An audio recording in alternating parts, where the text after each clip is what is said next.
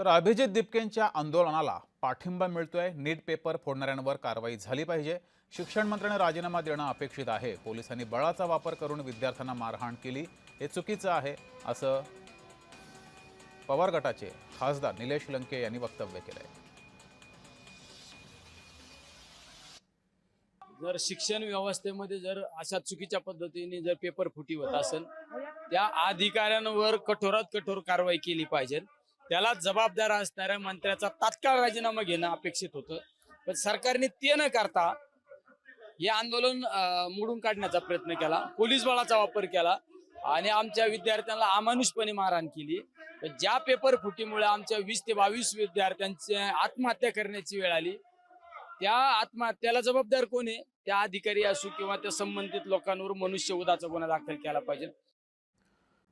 आता बातम्या पाहूया वारी संदर्भात। आषाढी वारी करता ठिकठिकाणी